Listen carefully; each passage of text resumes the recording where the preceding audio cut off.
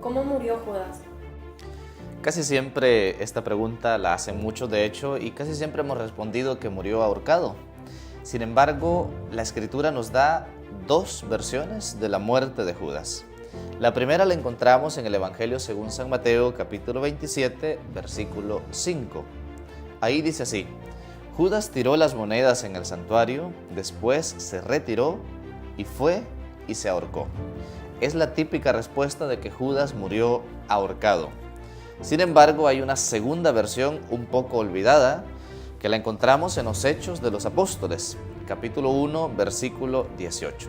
Ahí dice así: Pero tras haber comprado un campo con el dinero que le dieron por su crimen, cayó de cabeza, reventó por medio y todas sus entrañas se esparcieron. Es decir, ante la pregunta ¿cómo murió Judas?, la Escritura nos da dos versiones: ahorcado o a partir de un tropezón. ¿Se arrepintió Judas después de traicionar a Jesús? Esa es una pregunta que no podemos responder a ciencia cierta, porque el arrepentimiento es una actitud interior. Eso sí, hay ciertas acciones que pueden revelar esa actitud interior. Por ejemplo, en el caso de Pedro, cuando niega a Jesús y Jesús le mira, dice que él lloró amargamente. Suponemos que ese llanto era de arrepentimiento. En el caso de Judas no encontramos una acción, algo que nos diga se arrepintió. Al menos en la Escritura se narra, como ya hemos visto, su muerte, pero no se dice en algún momento que haya pedido perdón, que haya llorado, que se haya arrepentido. En este sentido, la misericordia de Dios, ¿cómo es? La misericordia de Dios siempre es infinita, y cuando me hacen esta pregunta a mí me gusta citar dos, en cierto sentido, una anécdota y otra revelación privada. La primera, voy a empezar con la revelación privada que le hace Jesús a Sor Faustina, esta religiosa polaca que recibió revelaciones privadas de parte de Jesús.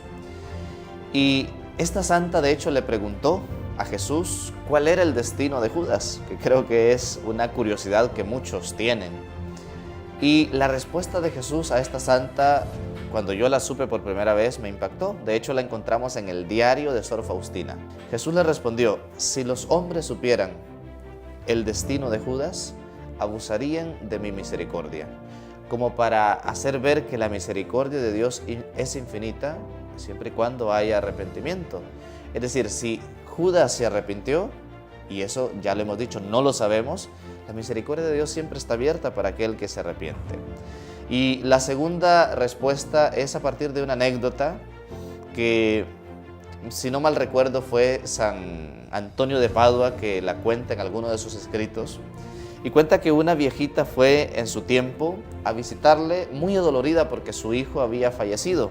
Se había suicidado, se había tirado de un puente a un río y ahí había muerto. En ese tiempo cabe resaltar que no se permitía la Santa Misa a personas que se habían suicidado, porque se decía, se han negado a vivir, por lo tanto, pues no tenían una actitud de apertura a la misericordia, por lo tanto, la Iglesia había dicho que no se les celebrara exequias.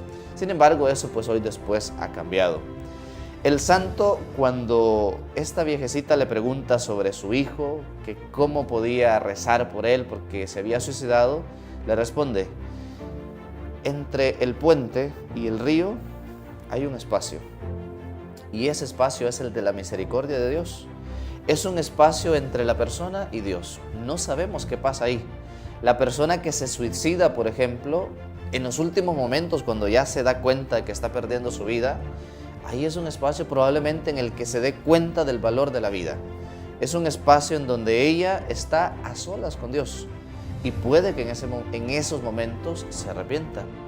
Es decir, siempre hay oportunidad, incluso en el último momento de la vida, para alguien que se arrepienta de verdad. La misericordia de Dios es infinita.